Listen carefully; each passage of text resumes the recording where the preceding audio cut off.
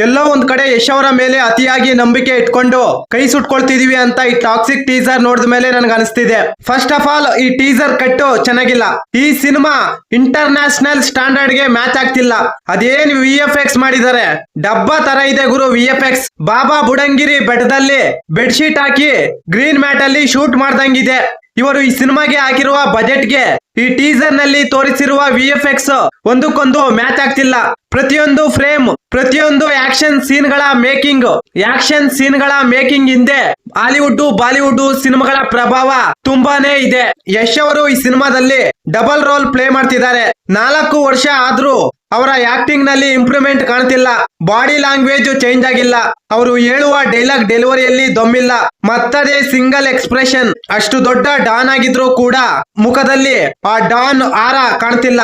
ಅದು ಸಾಲದು ಅಂತ ಡಿ ಏಜಿಂಗ್ ಮಾಡಿ ಮರಿ ರಾಯಪ್ಪನ ಸೃಷ್ಟಿ ಮಾಡಿದ್ದಾರೆ. ಆ ಪಾತ್ರ ಹೆಂಗಿದೆ ಅಂದ್ರೆ ಮಾರ್ಕೋ ಸಿನಿಮಾದ ಹೀರೋ ರೀತಿ ಕಾಣ್ತಿದೆ. ಇಂಟರ್ ನ್ಯಾಷನಲ್ ರೇಂಜ್ಗೆ ಈ ಸಿನಿಮಾ ರೀಚ್ ಆಗ್ಬೇಕು ಅಂದ್ರೆ ಯಶ್ ಅವರು ಈ ಸಿನಿಮಾದಲ್ಲಿ ಜಬರ್ದಸ್ತ್ ಆಗಿ ಆಕ್ಟಿಂಗ್ ಮಾಡ್ಬೇಕು. ಡಾನ್ ಎಂಬ ಕ್ಯಾರೆಕ್ಟರ್ ನ ಮಾಡ್ತಿದ್ದಾರೆ ಅಂದ್ರೆ ಮಿನಿಮಮ್ ಆ ಕ್ಯಾರೆಕ್ಟರ್ ಗೆ ನ್ಯಾಯ ಒದಗಿಸಬೇಕು. ಬರೀ ಅಡಲ್ಟ್, ಡ್ರಗ್, ಗನ್ಸು, ಸೆಕ್ಸ್ ಸೀನ್ಗಳು ಇಟ್ಟು ಮಾತ್ರಕ್ಕೆ ಸಿನಿಮಾ ಇಂಟರ್ ನ್ಯಾಷನಲ್ ರೇಂಜ್ ಗೆ ಸಕ್ಸಸ್ ಆಗುತ್ತೆ ಅಂತ ಹೇಳಕ್ಕಾಗಲ್ಲ. ಈ ಟೀಸರ್ ನೋಡ್ತಿದ್ರೆ ಸೌತ್ ಇಂಡಿಯಾ ಸಿನಿಮಾಗಳ ರೀಮೇಕ್ ತರ ಕಾಣ್ತಿದೆ. ಎಲ್ಲೂ ಕೂಡ ಹಾಲಿವುಡ್ ರೇಂಜ್ ಗೆ ಈ ಟೀಸರ್ ಇದೆ ಅಂತ ನನ್ಗೆ ಅನಿಸ್ತಿಲ್ಲ. ಒಂಥರ ಸರ್ಕಸ್ ಕಂಪನಿಯಲ್ಲಿ ಯಶ್ ಅವರು ಡಾನ್ ರೀತಿ ಕಾಣ್ತಿದ್ದಾರೆ. VFX ವಿಜುವಲ್ಸ್ ಡಬ್ಬಾ ತರ ಇದೆ. ರವಿ ಬಸ್ರೂರ್ ಅವರ BGM ಈ ಮದುವೆ ಮನೆಯಲ್ಲಿ ಬಾರಿಸುವ ಬ್ರಾಂಡ್ ಮೇಳದ ರೀತಿ ಕೇಳಿಸ್ತಿದೆ. ಇಂಟರ್ ನ್ಯಾಷನಲ್ ಸ್ಟ್ಯಾಂಡರ್ಡ್ ಗೆ ಮ್ಯಾಚ್ ಆಗ್ಬೇಕು ಅಂದ್ರೆ ಒಳ್ಳೆ ಕಂಟೆಂಟ್, ಒಳ್ಳೆ ಆಕ್ಟಿಂಗ್ ಇರ್ಬೇಕು.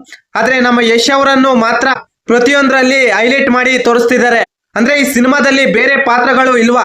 ಹೀರೋ ವಿಲನ್ ಎಲ್ಲವೂ ಇವರೇ ಮಾಡ್ತಿದಾರ ಅಂತ ನನ್ಗೇನೋ ಡೌಟ್.